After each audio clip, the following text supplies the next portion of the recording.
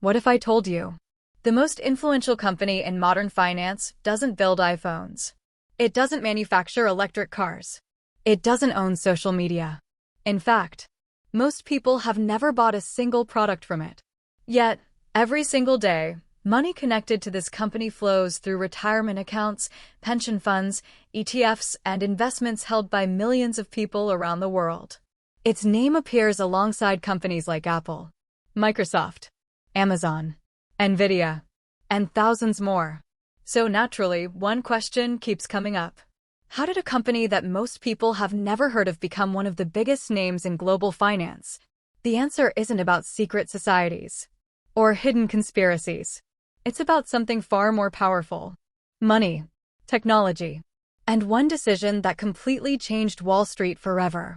This is the story of BlackRock, a company that almost nobody notices. Walk through New York City and ask people about Apple. Almost everyone knows it. Ask about Tesla. You'll hear opinions immediately. Ask about Amazon, and people instantly think of online shopping. But ask about BlackRock, and most people have no idea what it actually does. That's surprising, because BlackRock is one of the largest asset managers in the world. Instead of selling products to consumers, it helps manage investments for pension funds, retirement accounts, governments, institutions, companies, and millions of individual investors. When people invest in certain mutual funds or ETFs, the money may be managed by firms like BlackRock, depending on the fund they choose. That means BlackRock plays an important role behind the scenes of the financial system, even though most people never interact with it directly. And that's exactly what makes the company so fascinating. It became incredibly influential, without becoming a household brand. But this story didn't begin with trillions of dollars. It began with one painful mistake. The $100 million lesson. It's 1986. Wall Street is exploding with confidence. Banks are making money faster than ever. New financial products are changing the investment world. Among the rising stars is a young executive named Larry Fink. Brilliant, ambitious, respected. He helped develop mortgage-backed securities, a product that many investors believed represented the future of finance. But then, everything changed. One incorrect prediction about interest rates reportedly led to losses of around $100 million for his employer. For many careers, that would have been the end. But for Larry Fink, it became the beginning. That experience taught him something most investors ignored. Making money is important, but understanding risk is what keeps you in the game. While many people on Wall Street chased bigger profits, Larry Fink became obsessed with one question: how do you prevent financial disasters before they happen? That single question would eventually create one of the most influential companies in finance, building something different. In 1988, Larry Fink and several partners founded a new company. They called it BlackRock. The goal wasn't to become another investment bank. It wasn't to compete by making the riskiest bets. Instead, BlackRock wanted to help clients make smarter investment decisions by understanding risk better than anyone else. At first, the company was small. Its clients weren't everyday shoppers. They were pension funds, insurance companies, governments, universities, large corporations, organizations responsible for managing billions of dollars. BlackRock's job was simple in theory: manage those investments responsibly and earn fees for doing so. As trust grew, more clients arrived, more money flowed in, more responsibility followed. Year after year, BlackRock expanded quietly. No flashy advertisements, no celebrity CEOs, no consumer products. Just one objective: becoming better at managing money. But Larry Fink knew that people alone couldn't analyze every market, every company, and every risk across the world. If BlackRock wanted to lead the future of investing, it needed something far more powerful than human intuition. It needed technology, the real turning point. Imagine trying to track thousands of companies, millions of investments, interest rates, currencies, government bonds, and stock markets operating across dozens of countries, all at the same time. For a human, that's impossible. But software doesn't get tired. Software doesn't panic. Software can process enormous amounts of data in seconds. Long before artificial intelligence became today's biggest buzzword, BlackRock was investing heavily in financial technology, not to replace investors, but to help them understand risk on a much larger scale. That decision would eventually separate BlackRock from nearly every competitor on Wall Street. Because while others focused on managing money, BlackRock was building a system capable of analyzing the financial world itself. The system was called Aladdin, and it would become one of the most important financial platforms ever created. But how can a single piece of software help institutions manage trillions of dollars? And why do some of the world's largest investors rely on it? That's where the story changes completely. The machine behind the money. Aladdin. Imagine you're responsible for managing the retirement savings of millions of people. Every day, stock prices change. Interest rates move. Currencies rise and fall. Wars begin. Governments announce new policies. One unexpected event can shake markets across the globe. Now imagine trying to track all of that every second, across thousands of investments. For humans alone, that's almost impossible. BlackRock knew this long before artificial intelligence became today's biggest headline. So instead of relying only on analysts, it built something much bigger, a technology platform called Aladdin. Despite the name, Aladdin isn't a magical genie. It stands for Asset, Liability, Debt, and Derivative Investment Network. Its job is simple in theory: help investors understand risk before making decisions. The platform analyzes massive amounts of financial data, helping institutions monitor portfolios, model different market scenarios, and identify potential risks. Instead of guessing what might happen, investors can test different possibilities before they happen. And that's exactly why Aladdin became one of BlackRock's biggest advantages. Why everyone started using it. Here's what made Aladdin different. BlackRock didn't build it only for itself. Over time, many banks, insurance companies, pension funds, and other financial institutions also began using the platform to support their own investment and risk management processes. Think of it like this. Google organizes information on the internet. Aladdin helps organize enormous amounts of financial information. That doesn't mean it predicts the future perfectly. No system can. But it helps professionals make more informed decisions using data. As more institutions adopted the platform, BlackRock wasn't just managing money anymore. It was becoming a major technology provider for the financial industry. And with every new client, its influence quietly expanded. The ETF revolution. Around the same time, another opportunity was transforming investing. Exchange-traded funds, better known as ETFs. Before ETFs became popular, many people invested through traditional mutual funds.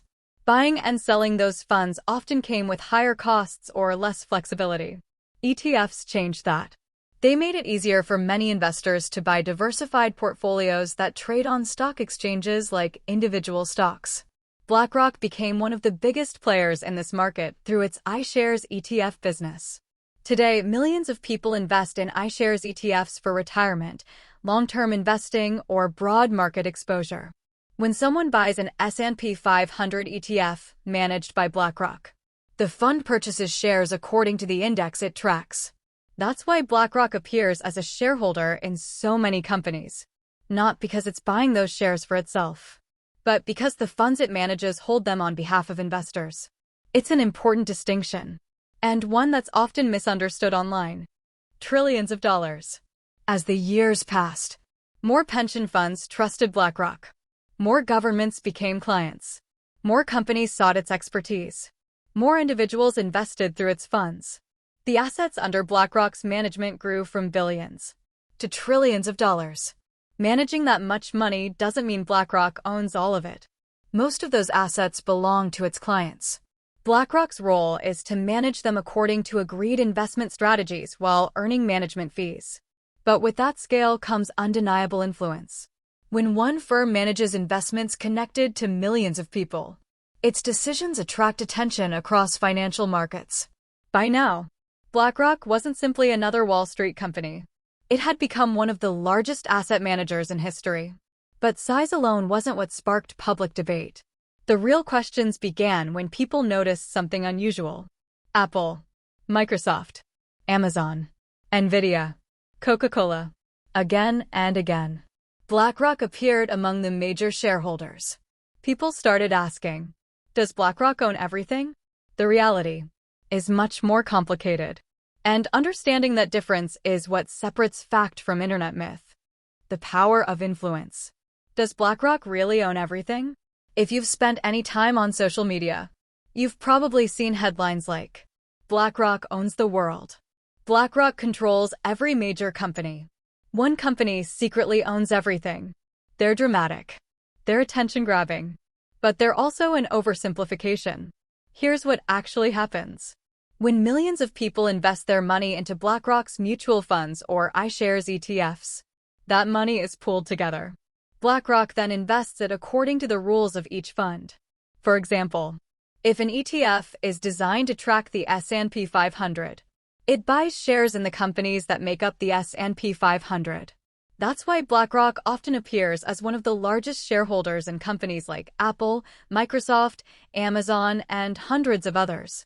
But there's an important distinction. Those shares are primarily held on behalf of BlackRock's clients, not as the firm's own personal property. It's the difference between managing money and personally owning it. That single misunderstanding has fueled countless conspiracy theories online.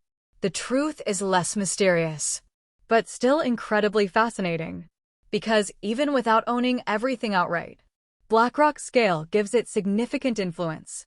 Influence without ownership.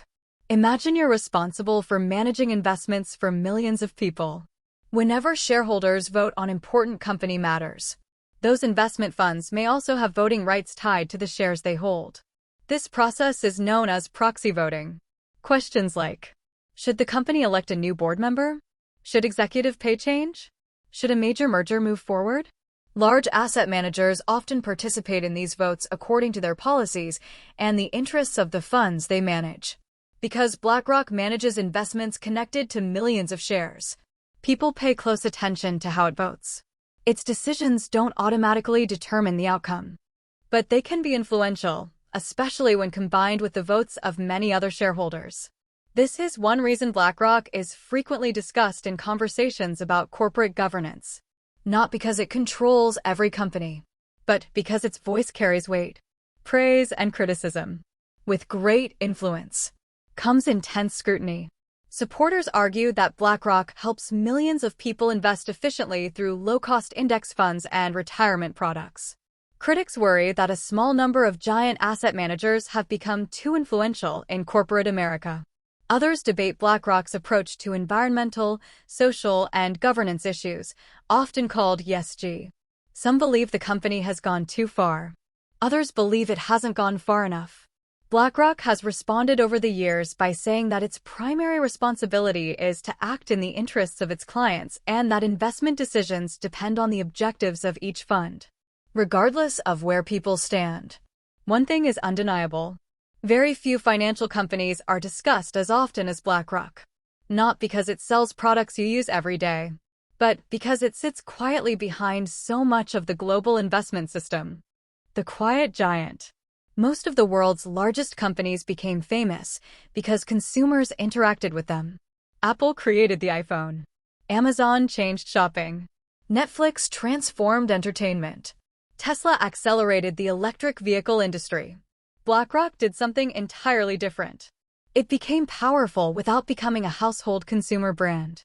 Its success didn't come from selling products on store shelves. It came from becoming a trusted manager of capital for institutions and investors around the world. No flashy advertising. No blockbuster product launches.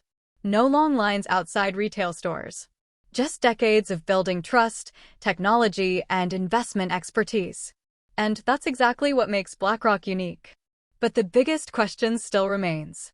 Can a company built on managing other people's money remain this influential in the future? Or is a new era of finance about to change everything? The future of financial power. The future of BlackRock. The financial world is changing faster than ever. Artificial intelligence is transforming investment research. Markets react to breaking news in seconds.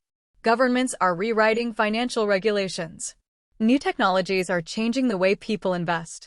And trillions of dollars continue to move across the global economy every single day.